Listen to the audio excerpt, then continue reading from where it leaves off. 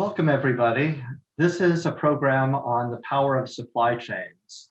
I'm not sure how many people thought, say, a year ago that they would be interested in supply chains, but some of us have been interested in them for a while. And I think the whole world now is thinking about supply chains in an entirely different way. It seemed that this would be a really good opportunity to introduce the academic side of supply chain research at the AALS, because I think we all feel how they pervade every aspect of life. We feel it in every moment of every day, it seems, and it's an extraordinarily interdisciplinary subject, implicating so many areas of law, as well as many disciplines outside of law. I'm David Snyder. I teach at American University, where I do contracts and commercial law subjects, including their US, international, and comparative aspects. And we have an amazing panel of people to talk about supply chain work with you today.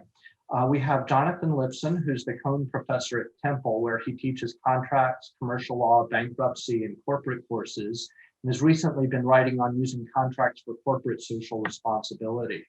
Anita Ramasastry was supposed to be part of the panel, but she had a last-minute conflict because of a change in her class schedule, and she's given us a short video anyway. She's the Jackson Professor at the University of Washington and Vice Chair of the UN Working Group on Business and Human Rights, as well as Chair of a study committee for the Uniform Law Commission, looking into a uniform law or model law on supply chains. We also have May Nguyen, who's an assistant professor at Temple, and she researches contract and business law from international and corporate, international and comparative perspectives, as well as Kish Perella, who's an associate professor at WNL, where she teaches at the intersection of law and business, with her current research examining the interaction between law and reputational mechanisms to improve corporate conduct in global supply chains. Joining us from outside of academia, we have Chris Ann Kleibacher-Lee, who is a senior lawyer at Cargill. She works on global business operations and has served as the lead counsel for global supply chain functions, including strategic sourcing, procurement, transportation, logistics, and plant operations, as well as sustainability and human rights. Then we have Jody Short, who is joining with her co-authors. Jody is from Hastings, where she's the Associate Dean and Trainer Professor, and her research investigates the factors that predict compliance with self-regulatory and private regulatory initiatives, including codes of conduct. Her co-authors are Ashley Palmaroso and Michael Toffel from Harvard Business School. So the way this is going to work is I'll start with just a few quick comments on some of the work I've been doing, and then Jonathan will follow up on some of the work he's been doing, both of us really in an introductory sort of way, and Anita by video will do the same thing. Then we have 3 real paper presentations, which were selected from a competitive call for papers. And we'll have the 3 paper presentations. Those will be about 10 minutes each. And then we'll have plenty of time for Q&A if all goes according to plan. So that's where we are, and that's the plan. So I'm going to show a PowerPoint slide quickly because I know from a previous session that there were some problems. So hold on a second while I share my screen.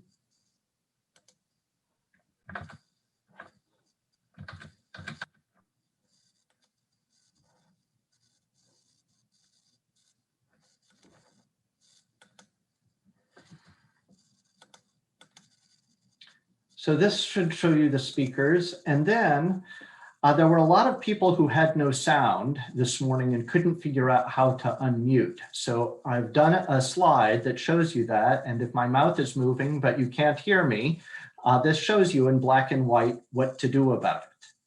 So I'll leave that there for a second. And hopefully we've taken care of all the administrative details now. Let me now just spend a few minutes telling you about the work that I have been doing both as an academic and in working with the American Bar Association Business Law section with respect to supply chains. So as I said, I do contracts and commercial law subjects from a US and international and comparative aspect. That includes lots of international sales of goods. And that's part of my interest as an academic. And then occasionally I see and work on the real world aspects of that. And one of the phenomena that I saw was that many corporations had good policies on how to deal with human rights issues in their supply chains, but those policies were really languishing. They weren't being implemented, they weren't being put to use. And the American Bar Association Business Law section had worked on some really good policies around preventing forced labor and child labor, and was very good at getting corporations to adopt the policies. But again, they could just languish on the corporate minute books. And the question was, how do we operationalize these policies? And at least from my experience, one of the ways to work on this was through supply chain contracts. And so the idea was to figure out a way to make these policies legally effective and operationally likely.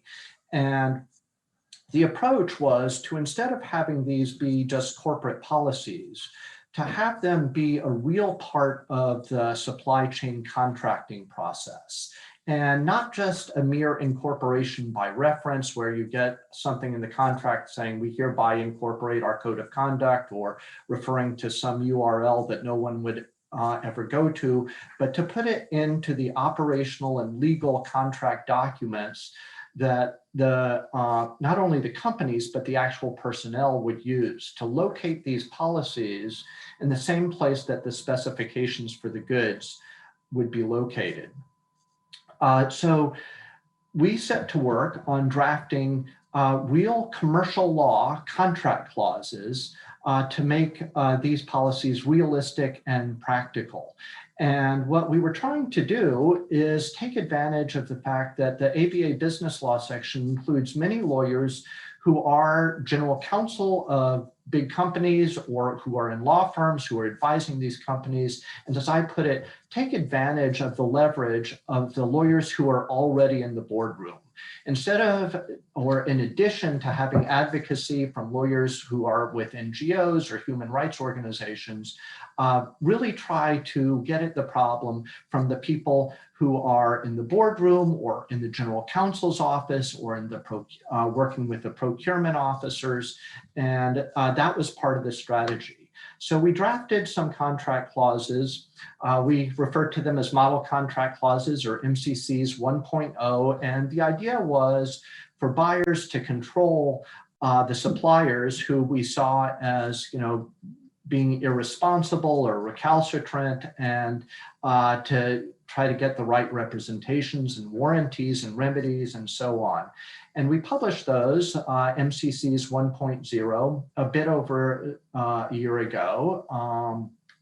I guess it's more than that now. But anyway, we put those out there and we got a lot of enthusiasm and excitement, but also feedback that a lot of the problems come not just from suppliers, but from buyers. And we needed to achieve more balanced responsibility. And in 2.0, which we hope is going to be finalized in the next week and certainly this month, that we will have more balanced responsibilities where buyers take responsibility for their own purchasing practices, and that we move from a regime of representations and warranties to a regime of human rights due diligence, and where we move, instead of going straight to things like termination and contract remedies, to things like remediation of the problems that are occurring with respect to human rights or sustainability or that sort of stuff. So these are very practical sorts of things that I've been working on with this working group in the business law section of the ABA. I've also been doing some work on the more academic side, writing about what I see as the new kind of social contracts. Many of you will recognize the reference to Ian McNeill in relational contracting and that sort of thing. So that's the sort of stuff that I've been working on. You'll be hearing a lot about some similar ideas as well as different ones from some of our panelists. But let me next turn the mic over to Jonathan Lipson. Great, David. Thank you very much. I've only got a couple of minutes, so let me just very briefly follow on what David has talked about. I think, as David mentioned, I teach at Temple Law School in Philadelphia along with May. A lot of what I do is really about corporate reorganization, and I've only sort of kind of sidestepped into contracts recently, and that's thanks in large part to David's work with the American Bar Association. I've been involved with the ABA along with David for about the last 50 or 60 years. And we worked on the first version of the MCCs. I'm trying to help out a little bit on the second. But I wanted to just very quickly, if I can, share a screen with just a very brief outline of the stuff that I've been thinking about the role of contract in this setting. And I come at it in a slightly different way, I guess, a more broad, both more broadly and from a different angle. Because I guess as I see the problem, it's broader than just supply chains, but the question really is, can market mechanisms achieve some form of social or environmental justice? And I think supply chain contracting is probably the most important and powerful example of where that question gets asked and needs to be answered. But obviously, I think you see it in many, many different contexts. And the conventional or sort of binary response to the question is to say, well, public law solves these sorts of problems, or soft law, like corporate social responsibility, solves these problems. And so we say, well, if there are problems of, say, environmental, degradation or racial discrimination or whatever social problem we dislike, we say, well, it's a problem for government to fix, and so it's public law. Or we say, well, we have corporate social responsibility, we have social norms, we have the sorts of soft law mechanisms that we often think are quite helpful in inducing compliant behavior, socially better behavior. And I think both of those things are necessary, but I think that collectively and respectively, they don't really get the job done. In the case of public law, it's going to be because obviously public law is, generally speaking, territorially limited. So, obviously, U.S. law tries to reach outside of its shores, but with limited success. And of course, public law is always going to be subject both to majoritarian bias and, just problems of simple corruption, as anybody who's sort of focused on, problems in supply chain enforcement would know. At the same time, the soft law, I think issue is comes down to a problem of voluntarism. As David suggested, it's great for companies, multinational corporations, to have statements of corporate social responsibility with respect to human trafficking or the environment or what have you, in their bylaws or adopted as a matter of corporate policy, but those by and large are voluntary. They're voluntary choices by the corporation to adopt and basically voluntary for the corporation to comply with. This is a point that David Engel made, in 1979, and I think that the law of corporate social responsibility has basically gone almost nowhere since then, because, as I'm going to argue in a paper that I'm working on right now, I think there really is no law of corporate social responsibility. I think it's marketing. I think it's social norms, it's policy, it's a lot of stuff. But notwithstanding the 7 billion pages of scholarship on CSR, the legal scholarship on CSR, I think it's not really law in any meaningful sense. And so the thing that David and his group have, I think, developed is the idea, and what I'm trying to sort of kind of move along, is this idea that contract is almost a third interstitial path. So I published a paper a couple of years ago on this, Promising Justice, and the idea that contract itself can be used to achieve social responsibility. So, I'd say the contract social responsibility means that you have contract terms, or you can have contract terms that are, they will be socially responsible if they're an element of an instrument that purports to be an enforceable contract and that seek explicitly to achieve some sort of social, economic, or environmental goal. And the benefits here are that, they won't be territorially limited. That's what it means to have a multinational supply chain agreement. You're injecting private law overseas. It tends to be tailored to relationships and situations, probably more plausibly enforceable than soft law, because, at least in theory, contracts are legally enforceable. But there are lots of challenges for using, contract in this way, challenges of monitoring that I think maybe Jody will talk about, challenges of enforceability that I think Kish and May will talk about, and problems of flow through, right? Getting the, folks 2, 3, 4 links up the chain to, do what it is that the buyer wants, even in the buyer's best version of itself, can be really tough. So those are the things that are of interest to me. As I said, I'm working on another paper called Against Corporate Social Responsibility, which is certain to endear me to almost everybody who's ever written on this subject. But, we can talk about that at some other point. The third thing, just briefly, I wanted to mention is that David and I organized this open source session because we, even before COVID, thought supply chains presented a bunch of very interesting cross-cutting issues. Obviously, that's become more, I think, pressing rather than less so.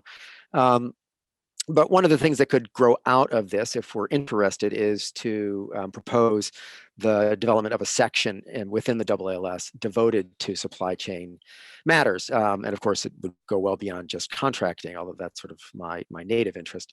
And if there's interest in that, please feel free to let me or David know offline or through the chat or the platform or whatever sort of technological mechanisms you have.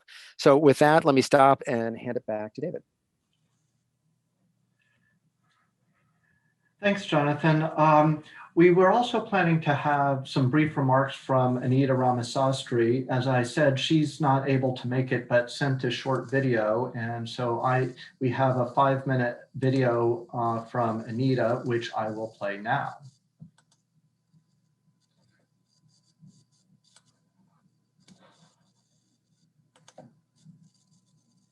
Hello, I'm Anita Ramasastry. I'm a professor at the University of Washington School of Law, and I'm pleased to be with you here virtually just for a brief message today. I'm sorry I can't be there in person, but I have to teach first-year contracts day 2 of the winter quarter. I am also chair of the United Nations Working Group on Business and Human Rights, and we have been focusing on issues of global supply chains for many years now, really looking at, again, how can multinational companies use their leverage and use the UN guiding principles on business and human rights to ensure respect for human rights in global supply chains, tackling some of the most pressing issues, including issues of debt bondage, forced labor, modern slavery, and so forth, and figuring out what are the practical tools that will make respect for human rights a reality. It's a big challenge, as you know, and there are many, many pressing questions for which we need research. So I'm really pleased that we have different scholars here that are looking at some of the overlooked tools. For a long time, we've been talking about the fact that the guiding principles require companies to look into their business practices, look into their supply and value chains, and figure out what their adverse human rights impacts are. And to do so not only for their direct contractual relationships, that first tier, but to really say if there is a linkage, right? If there is a business relationship, then they need to identify it and mitigate any impacts and use leverage to try to deal with that. And in certain circumstances, to actually provide remedy to victims of corporate-related human rights abuses. So this is a big, big topic, and it's a vast challenge, but the question is, how do we do that?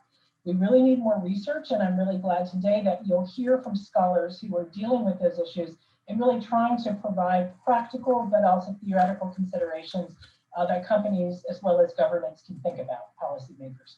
We also have someone from the corporate side who can share with us their perspective when they hear from scholars and others. We all know that human rights is important, but we just don't know how to practically achieve solutions. So I think today's session will really highlight that, and I'm grateful that that is occurring. The American Bar Association, David Snyder's been very involved with that, has been looking in particular at the use of contractual clauses, right? What is the way in which we can actually use the power of contract and corporate law to deal with those issues? And this has been underexplored in the literature to date. So I'm really pleased that we're starting to look much more at this, which is, again, what way can leverage be embedded in contracts, and that those contracts that extend right down to the rights holder. So that's really key, as well as thinking about really creative ways of using those same contractual clauses to require remedy. One area where we're seeing that at play is in the area of debt bondage, where we have Hello, I'm Anita Ramasastri. I'm the as well as thinking about really creative ways of using those same contractual clauses to require remedy. One area where we're seeing that at play is in the area of debt bondage, where we have large contractors, right, large companies, using a no fee, right, employer pays the fee, so no fee to the worker principal, embedding that in contracts, and then figuring out what to do in addition to providing reimbursement directly if the supplier for some reason is unable or unwilling to do so. So these are all really important issues. I do want to flag that with the pandemic, another issue that has come up is just responsible contracting. Some suppliers have invoked force majeure clauses, and this has caused devastation in particular sectors such as apparel and footwear, where you have particular markets and countries that are very dependent on these sectors for their livelihood. Bangladesh is one example, but there are many. And so the abrupt cancellation of contracts and the inequality of bargaining power and the leverage in a different way that those major companies and brands have has led to adverse impacts to those ultimate workers and rights holders. Other companies we've seen have been able to work things out with their suppliers and come up with creative solutions to really mitigate and lessen the impact of the economic downturn. So again, we would say that the UN Guiding Principles really asks us to think about responsible contracting and responsible purchasing practices, and we're only now beginning to address those issues. So again, I hope that today's session is really fruitful, and I'll just conclude by saying a lot of this we hope will become greater reality as many companies are now looking at mandatory or regulatory human rights due diligence for their supply chains. France has the law of vigilance, but now we're watching as the European Commission is going to legislate in this area with a new directive, which will again mandate that companies know and show the human rights impacts in their supply chains. And then there's been a commitment to examining situations where liability may attach as well.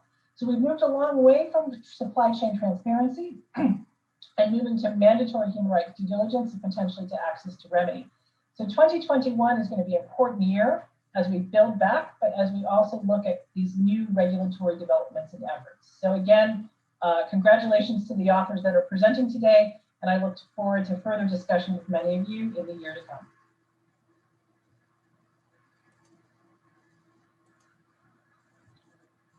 So a virtual thanks to Anita for that and for really showing how the research is coming home to companies and to the law in a really practical way.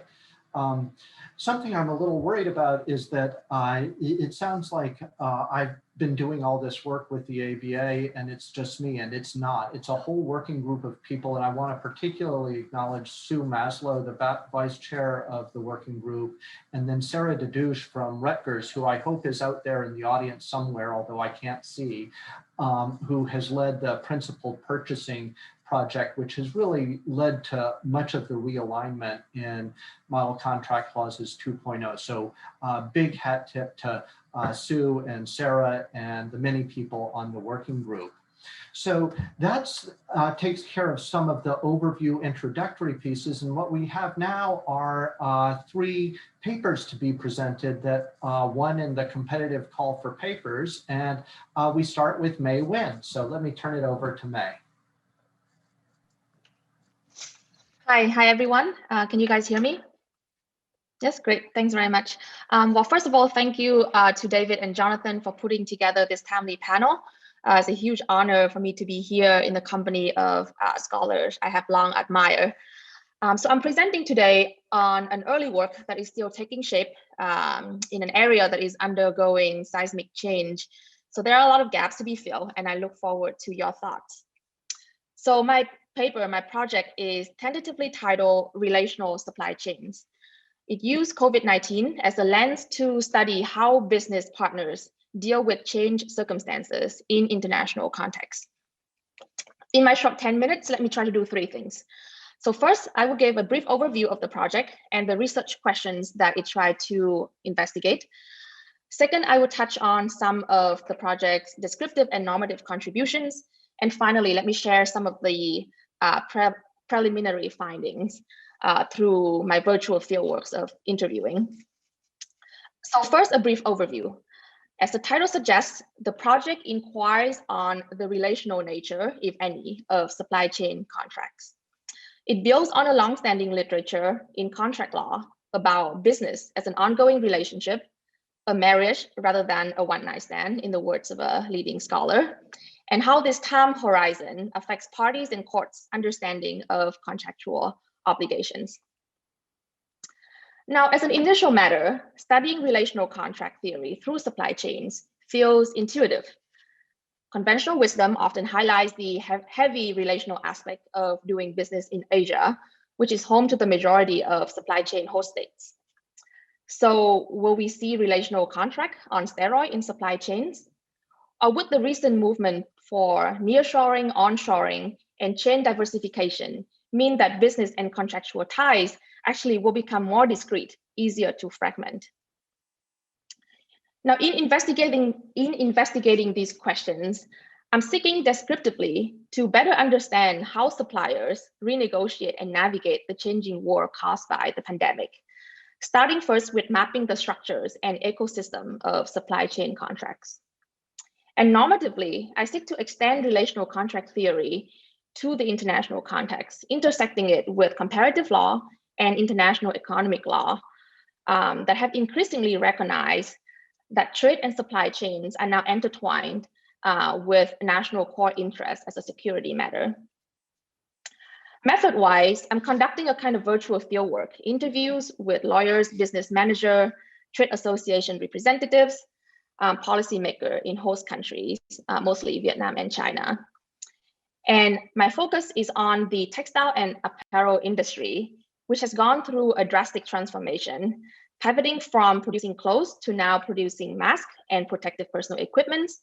And as such, lively renegotiation have been and are ongoing, both in breaking old commitments and establishing new ones. So on the normative side, bringing relational contract theory abroad means having to unravel some of its core features. And I will just highlight two here. First, the ecosystem of close-knit communities, which is foundational for relational contracts. And second, the fundamental concept of bargaining in the shadow of the law. So first, while the hallmark studies of relational contracts are among what has been called close-knit groups, like cattle ranchers, diamond traders, so on and so forth, the group of players in supply chains are not close-knit. They are literally scattered across the world. But they're also not exactly strangers. When a corporation like Walmart or Nike buy from host country like Vietnam or China, they typically deal with a repeated group of major suppliers who sometimes can be multinational corporations of themselves, or they're vertically integrated, or they could act as middlemen, middlewomen, coordinating production from subcontractors. So while the supply chain may run deep and involve millions of workers, the group of actors at the top are finite.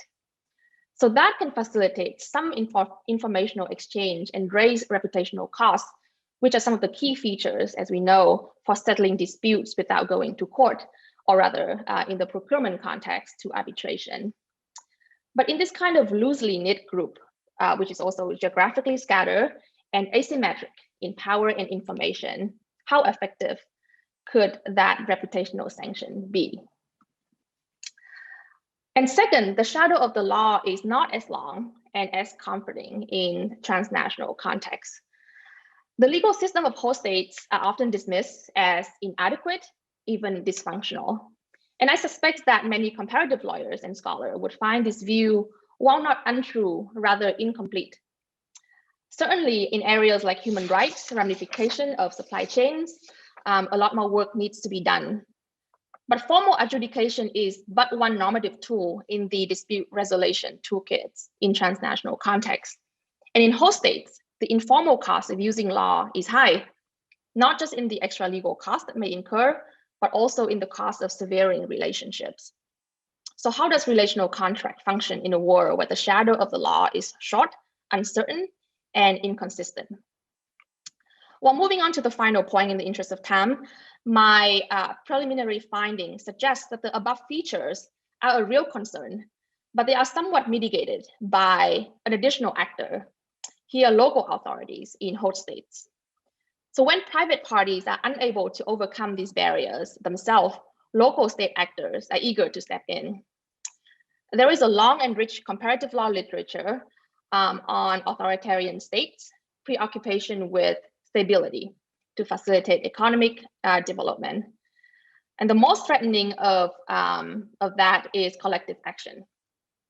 So when indicias of grievances that may give rise to collective actions materialize, state actors can step in preemptively to facilitate resolutions.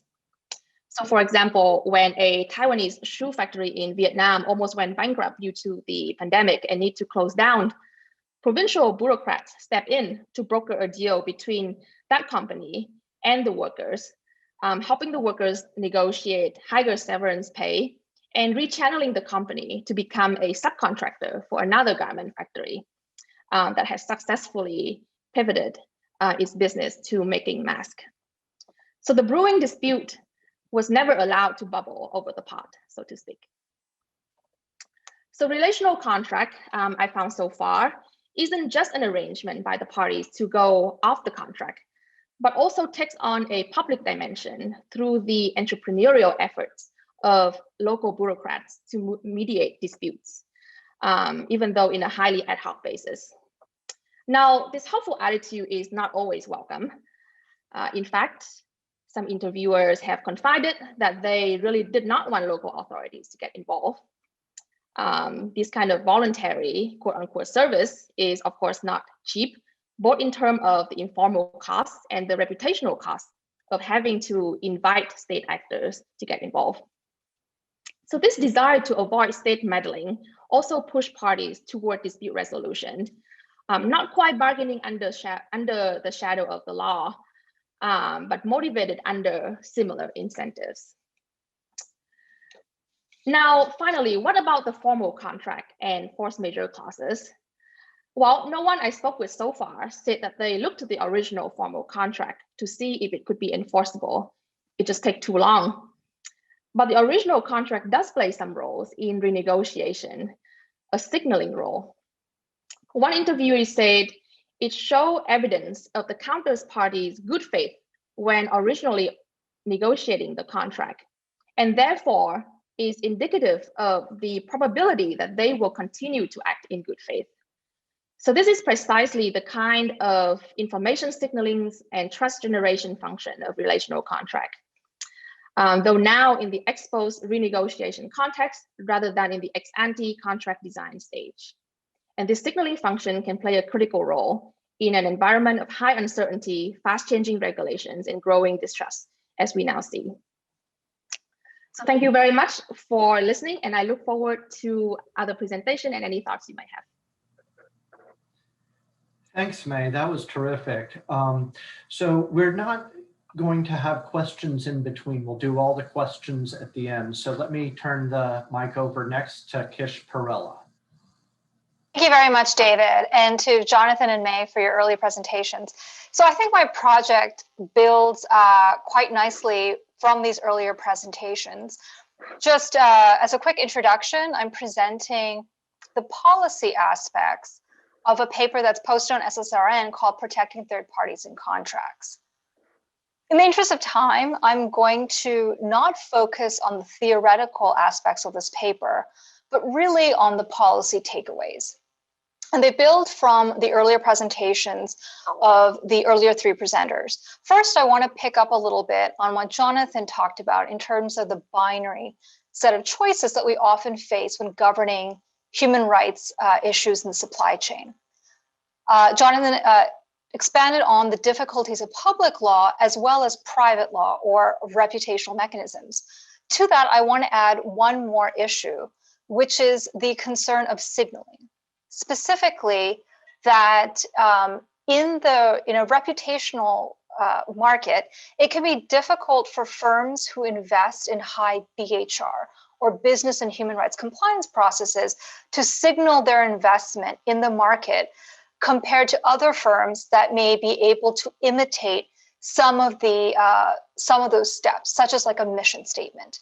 More costly investment in BHR, therefore, is not as easily identifiable by a consumer or other audience.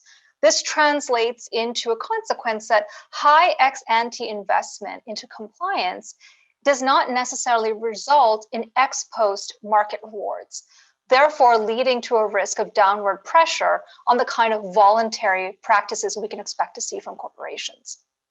And this signaling problem doesn't only limit reputational mechanisms, but it also limits the utility of public law measures that also borrow from the effectiveness, supposed effectiveness of reputational mechanisms. What I mean by this is a lot of the regulation we see so far in supply chains is mandatory information disclosure that doesn't set a substantive floor for behavior, but expects corporations to improve their behavior year to year and peer to peer because of the expected reputational consequences of not doing more.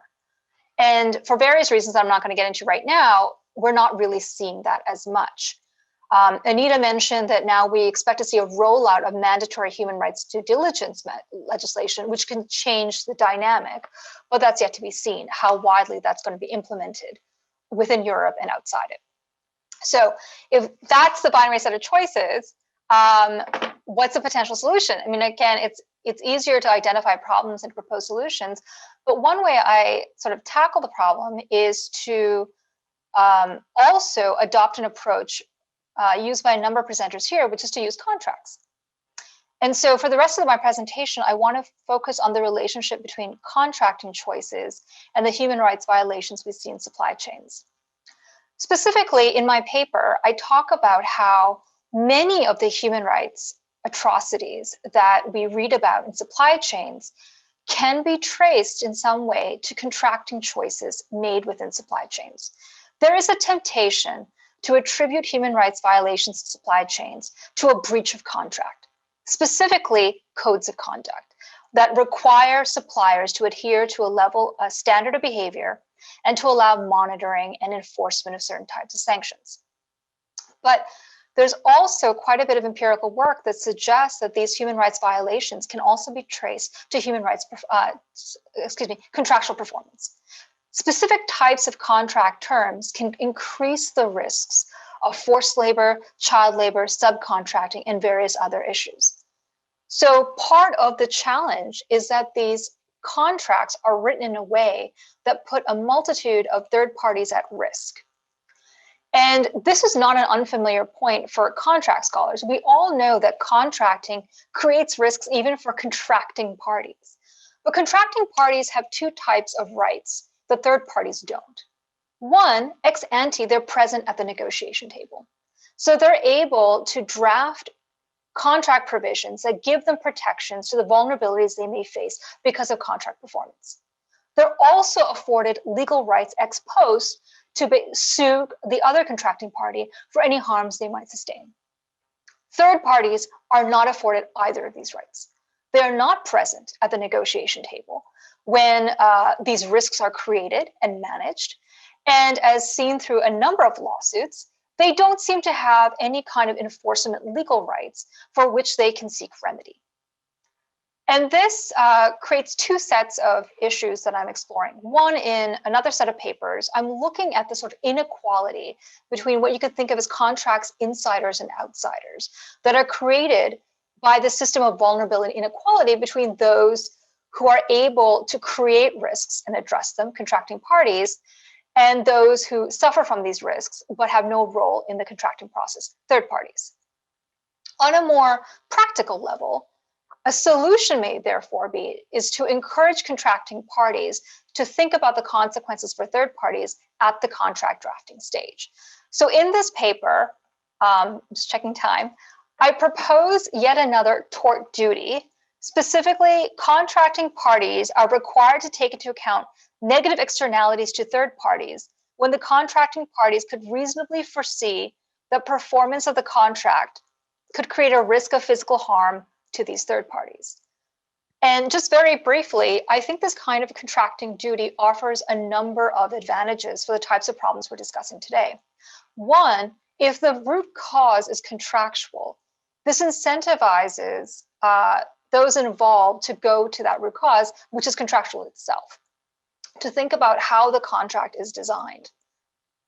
While I support human rights due diligence, I think this kind of contractual duty has what I call strategic in addition to tactical advantages. It's strategic because it invites those negotiating contracts to think about the foreseeable risk of harm to third parties. This could lead to redrafting provisions or even editing out provisions that cannot be rehabilitated because there's no way to draft them in a way that would remove the foreseeable risk of harm to third parties. And I think that might be different than what we might see through human rights due diligence, where the strategic decision has already been made to do something. And instead, we're thinking about what the adverse impact might be. Finally, this duty is restricted by foreseeability, like so much of tort law, but the foreseeability is based on information. And so we would expect that contracting parties who at one point in time attempt a particular contractual device in order to reduce the risk of harm to third parties would learn from that information and would incorporate that knowledge in a subsequent contract, given what they now know. So this offers both a limiting principle, but allows for the incorporation of information in contracting that might be otherwise difficult because of strong information asymmetries between the contracting parties and other parties. And with that, I'm going to stop. And thank you for the opportunity to share my work with you. Thanks very much, Kish. A terrific presentation and lots to talk about there. But we're not allowed to talk about it yet. It's time to turn the microphone over to Chris-Anne Clybacker-Lee. And really a special thanks to Chris-Anne, who is joining us from Cargill.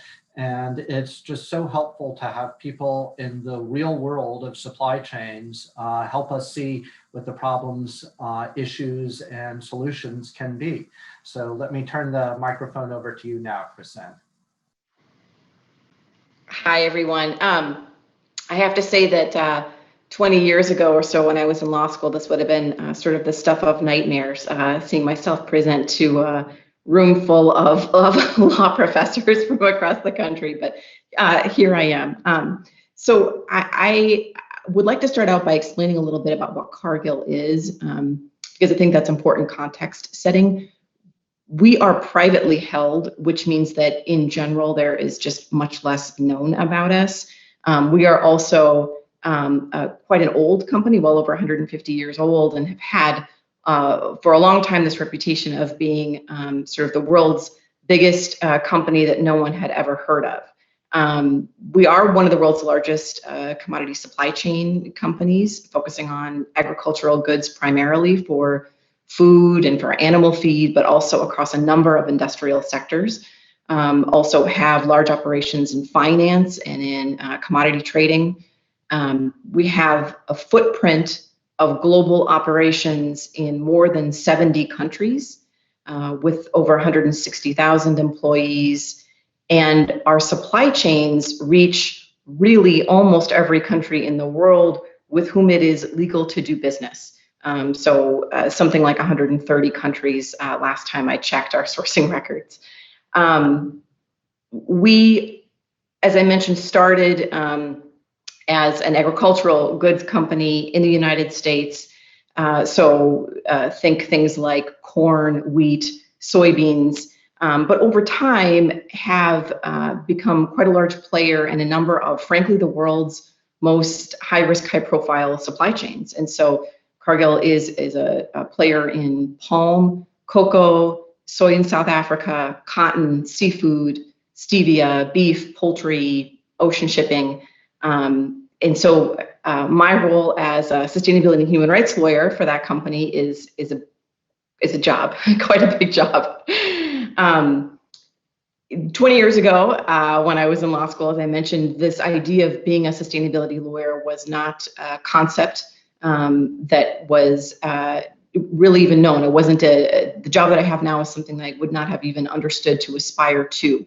It's really the intersection of environmental, human rights, policy, supply chain contracting, CSR, foundation, all of those aspects, and rolled up into one role. I'll get a little bit more into that and as it's relevant to the speakers and topics here today. I also, as may be relevant in case folks have questions or ideas, I also serve as general counsel for one of Cargill's business lines, which is a bio-industrial business and has operations in many countries in the world. For example, Turkey, Brazil, India, France, South Africa. And that business is one where we take these agricultural products and instead of putting them into feed or food, instead into industrial or personal care product uses. And so what all of this means is that as issues arise across these various commodity supply chains, sort of regardless of the consumer sector that is impacted or interested, Cargill is often involved.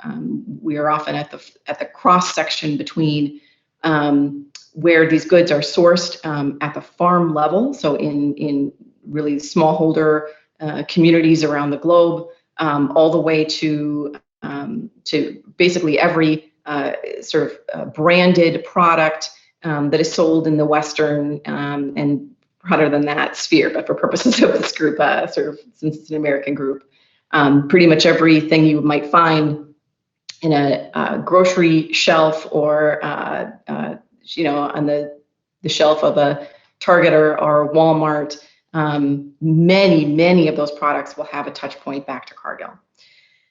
So I have a unique role in looking across all of those supply chains and businesses and countries and thinking about the legal impacts and policy concerns with respect to sustainability and human rights topics.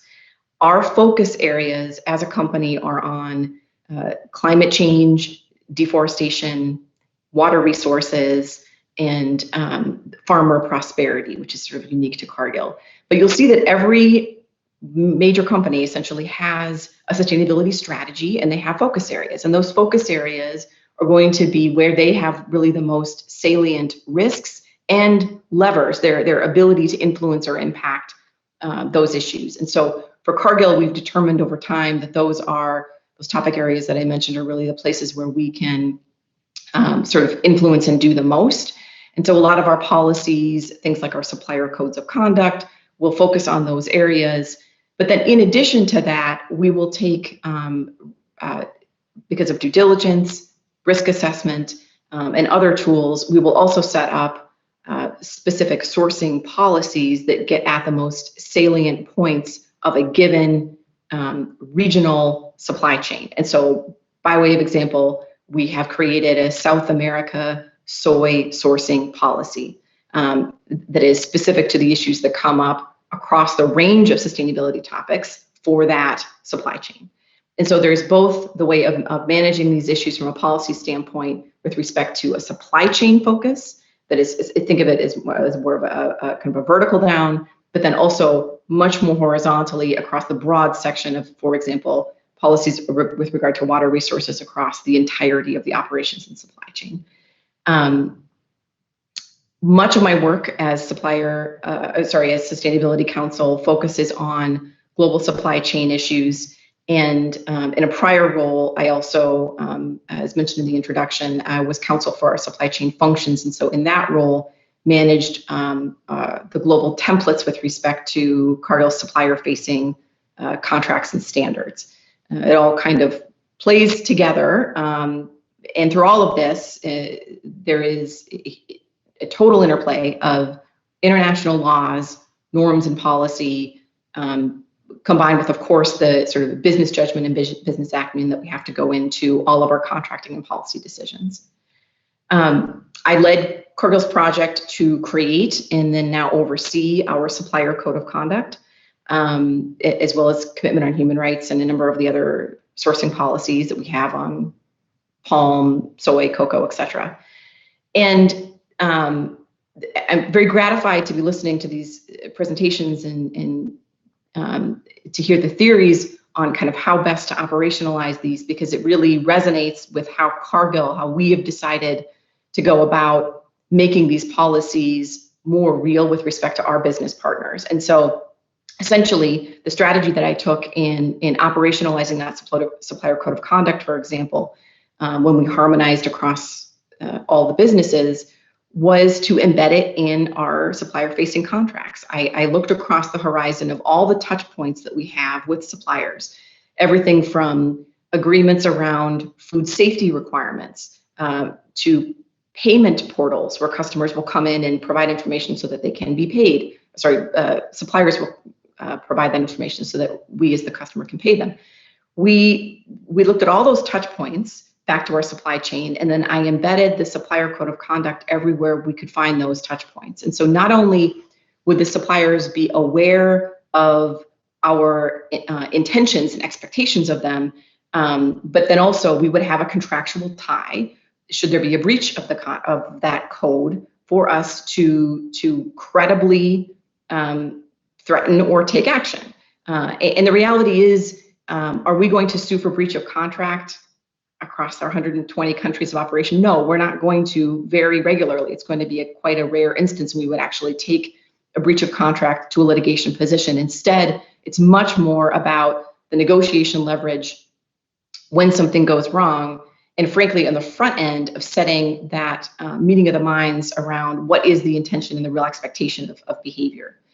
We also included in that supplier code of conduct access to our ethics open line and access to our grievance portal and information. And so then that was a way to also operationalize throughout the supply chain and for people impacted and involved in the communities that Cargill operates in, for example, for a mechanism to tie them back into our grievance process so that we can take in that information and feed it into our due diligence, but then also provide remedy where remedy is appropriate. And so we try to also operationalize very thoughtfully.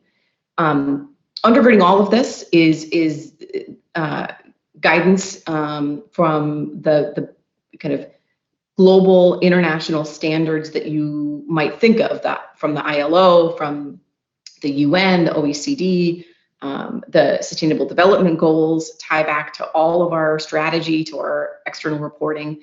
And that I have found with my peers in similar roles at other companies, that's pretty typical. Many of us really have, international companies have gathered around those, particularly UN and ILO standards as a kind of touch pace of where to set our own rules for operation. And then that also has provided us with a common language to explain to our supply chain partners what it is that we are expecting from them. I think in the interest of time, just looking at my other notes here, a lot of what I was going to cover with respect to sort of increasing regulation around transparency in terms of disclosure reporting and due diligence, human rights due diligence, but also deforestation due diligence legislation that is expected from European nation states as well as the EU has really been well covered. I'll just suffice to say that when you are an international company, when you've got a change in, let's say, EU law, we certainly don't, it's not feasible, wouldn't make sense for us to change our operations just with respect to the supply chains flowing into the EU. That change in diligence law will require, for many companies, a wholesale change in how they do business. And so I think that there is, sometimes maybe we don't give enough credence to how much impact one country's laws or standards can have and can force kind of sea change back really on a global basis when you've got these globally connected supply chains. There's a lot more that I could say. I think I will leave it there and leave time for questions. Thanks. Thanks so much, Chrisanne. It's always just so useful to hear from people in the companies dealing with the problems in the real world. And I think there will be more to talk about when we get to the Q&A. But before we do that, let me turn it over next to Jody Short, who is going to present, and her co-authors, Mike Toffel and Ashley Palmarozzo, are here. And again, special thanks to them for being here as not law professors, but from Harvard Business School. So Jody, over to you. Great, thanks so much, David. Let me just get my slides up here. All right, it looks like we've got them. Okay, so hang on, let me get my slides. I can see them now. Okay, great. So, and thanks to Mike and Ashley for being here today, and they should both feel free to jump in if I say anything wrong over the course of the presentation. All right, so certainly everyone in our audience here today well knows that auditing for compliance with labor codes of conduct has been very widely adopted to address harmful supply chain working conditions. And I think that everyone here today would also admit that at best, this is clearly a second best solution to the problem of harmful supply chain working conditions, but it is incredibly widely practiced. And the fact is it can be done better or it can be done worse. And that's really what motivates, kind of an ongoing research project that I've been working on with my colleagues at Harvard about how we can optimize codes and auditing as tools to improve working conditions to the extent that everyone is doing them anyways.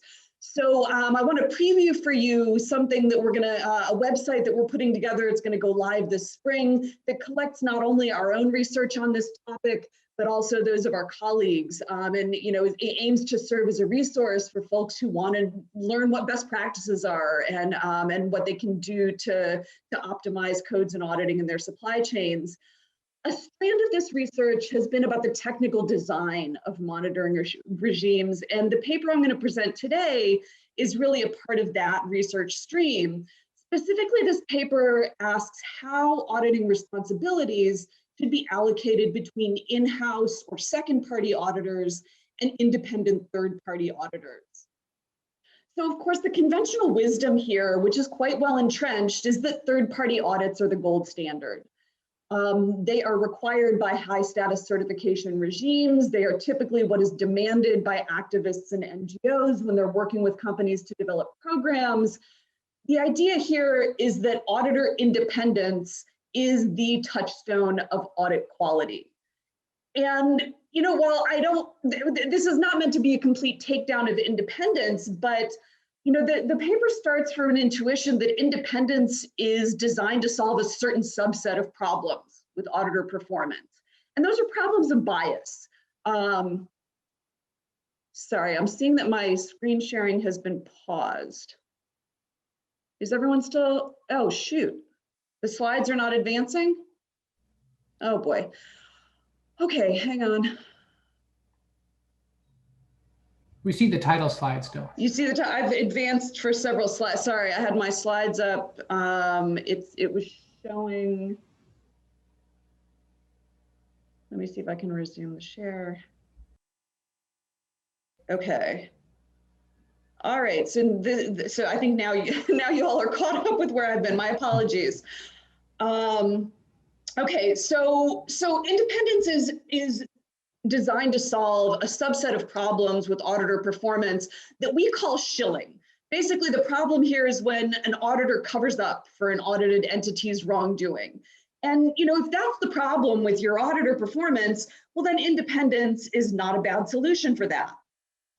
The problem is that there are other reasons why auditors might be performing poorly. And another subset of problems that we highlight in the paper we refer to as shirking. This is in many ways a more garden variety problem with auditing or with any kind of outsourced production, where basically the auditor, they have their own profits to worry about, right? So they might cut corners in order to maximize their own profits. They might speed through your factory's floor in order to get to the next factory and churn as many as they can in order to maximize their profits, right? And the difficulty here is that we think that both of these things might be going on, might be dampening auditor performance, but the solutions are really in tension with one another, right? If the problem is shilling, then independence is a pretty good solution. The problem is shirking, independence could actually make it worse. The more independent your auditors are from you, the more likely they're going to be able to speed through the shop floor and leave problems unattended that you might wish to know about, right? And so the way that you solve that problem is with control, not independence. So these problems tend to arise in this tension really tends to be especially salient in these complex supply chain relationships where you have multinational buyers who have a choice about whether to conduct audits in-house themselves, right? We refer to these as second-party audits, or whether to outsource the auditing function to a third-party auditing firm. So the theoretical contribution of this paper is to start to think about auditing not only as an issue of independence, but as a sourcing decision. And I love that we have so many contract scholars here today because this may ring familiar to you. This is coming straight out of the transaction cost economics literature. I mean, at the end of the day, third-party auditing, what we refer to as independent auditing, is outsourced monitoring.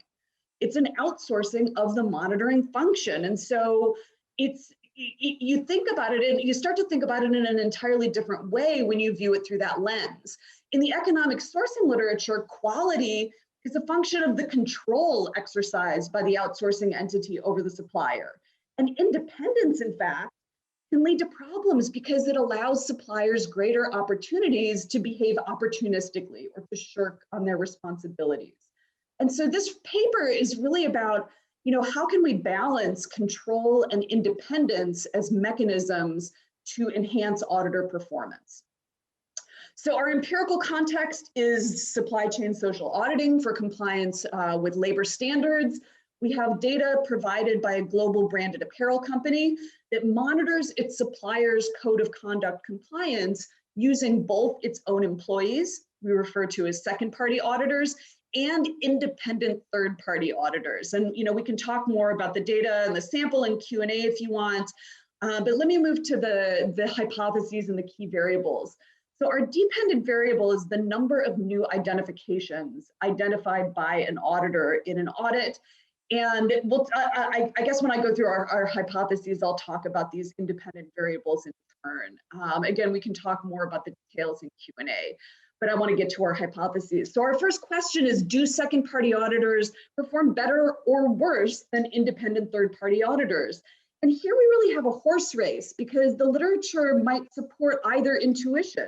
If you look at the independence literature, you might argue that second-party auditors have larger incentives to overlook poor supplier behavior because that poor supplier behavior might inure to the benefit of the brand, right? And so if that's your focus, then your intuition might be that second-party auditors are going to perform lower quality audits than third-party auditors. By contrast, if you look at the economic sourcing literature, what that suggests is that second-party auditors are better positioned to internalize the potential cost of reputational spillovers to their employer. So from that perspective, second-party auditors are going to perform higher quality audits than third-party auditors. Indeed, we find that the second is the case, that second-party auditors outperform third-party auditors. The second question, kind of came from our desire to sort of ask, well, could we improve third-party auditor performance? And again, we look to the sourcing literature, in particular, the literature on concurrent sourcing. Concurrent sourcing is when a firm both makes and buys the same good or service. And this has been theorized to improve the performance of third-party suppliers by a couple of different mechanisms. The first is that the buyer just has more information, right? If the buyer is making some of the product or the service itself, it learns how to do it. It has the opportunity to spot check the external supplier's work. And then there's also sort of competitive pressure because to the extent that the buyer learns how to make the thing itself, well, there's a credible threat that it could just insource the function itself if the third parties are performing badly. So the hypothesis here is that concurrent sourcing improves third-party auditor performance. And indeed, that's what we find. Third-party auditors in concurrently sourced countries have higher performance than third-party auditors in fully outsourced countries. So then our last question actually has to do with both second-party and third-party auditors. And we look at this question of audit firm rotation. We're trying to extend the literature that has found that individual auditors, when they return to the same audited entity multiple times, they start to lose their edge, right? They stop finding things, their performance wanes.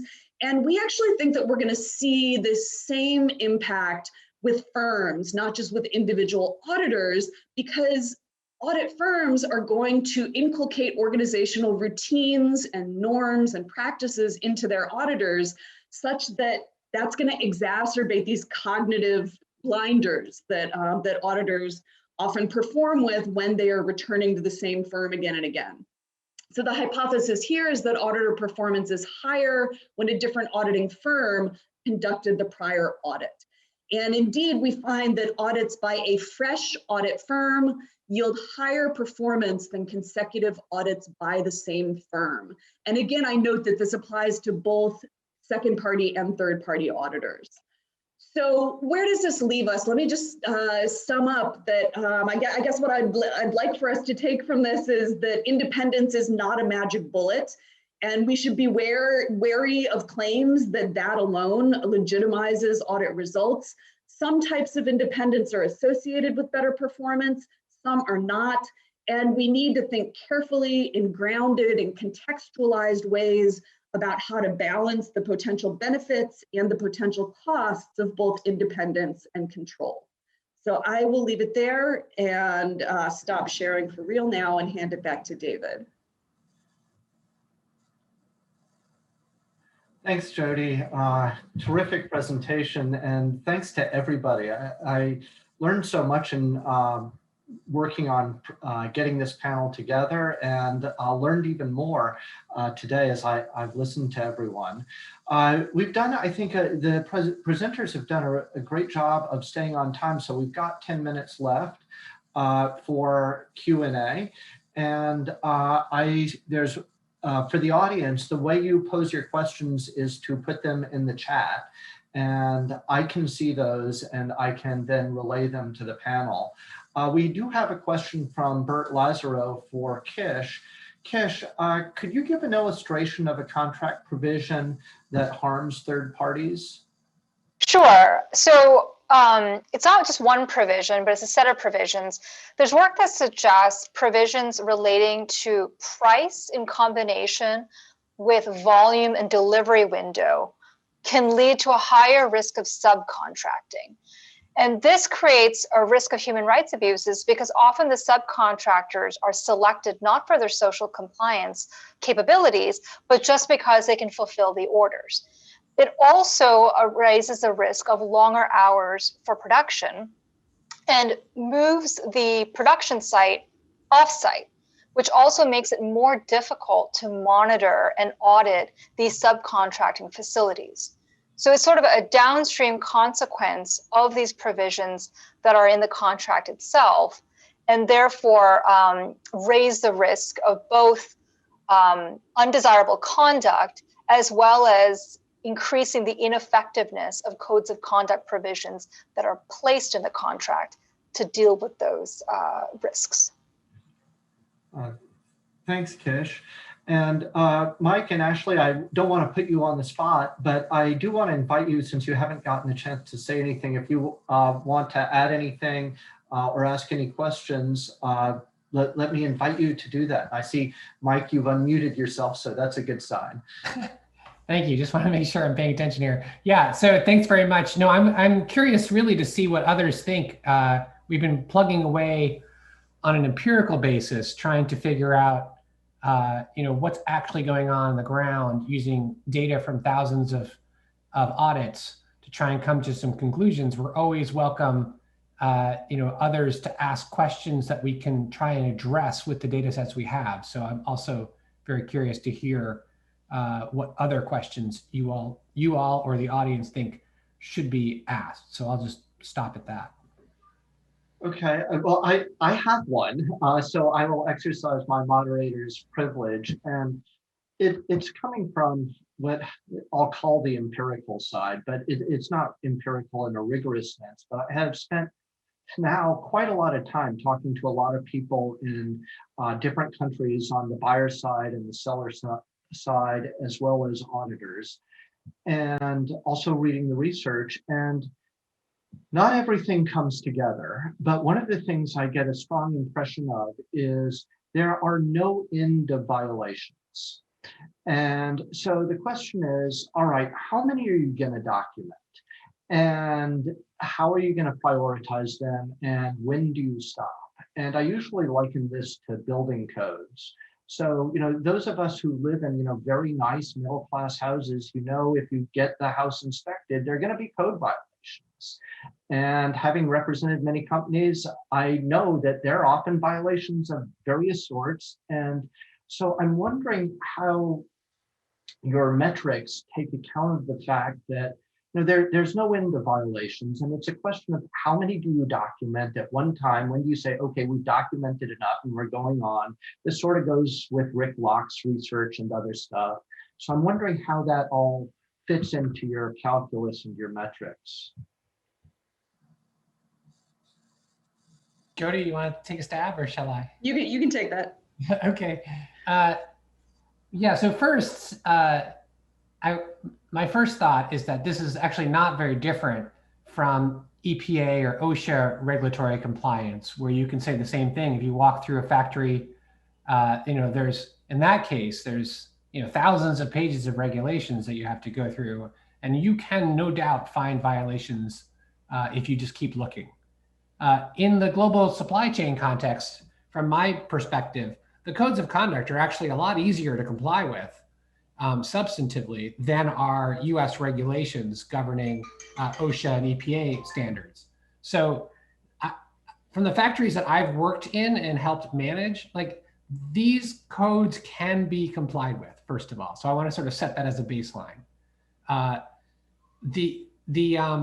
There are, for sure, you're right, if you stay long enough and you look hard enough, you can nitpick and find violations. These audits are constrained usually to one day, maybe two work days.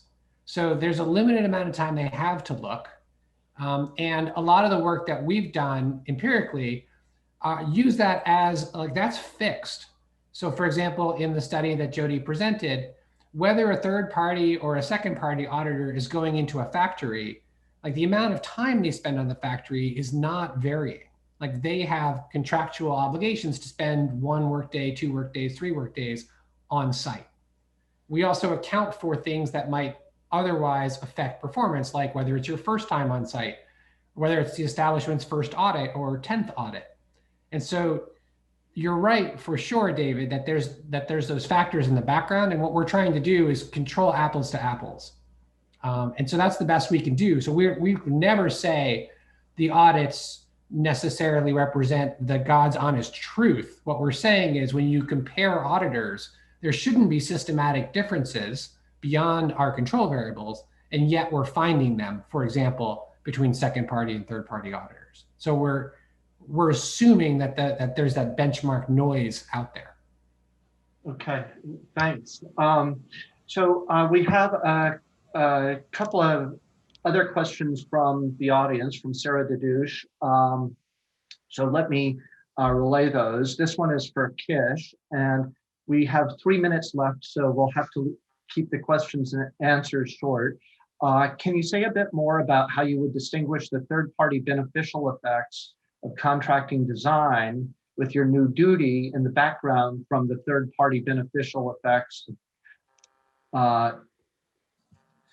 of contracting against the background of mandatory human rights due diligence? This one is for Chris Ann. Do you anticipate that the emergence of mandatory human rights due diligence might change the content of Cargill's supply contracts, or as Kish puts it, your contract design? Okay, I'll just go very quickly. Thanks, Sarah.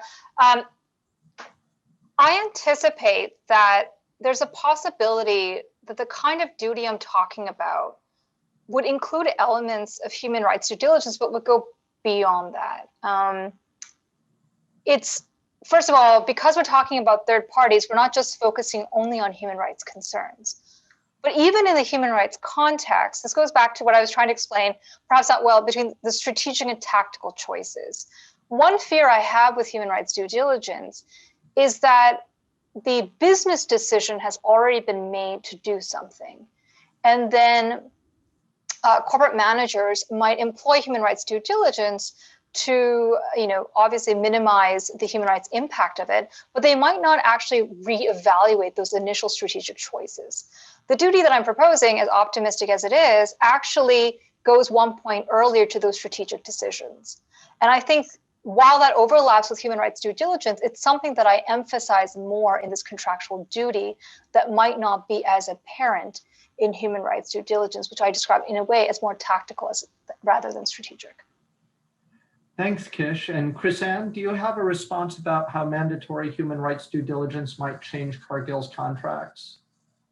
Yeah, I think that we will see frankly, already seeing in anticipation of the EU moves that most multinationals will probably start putting in more requirements on supplier self-assessment, as well as third-party monitoring and assessment in the high-risk supply chains.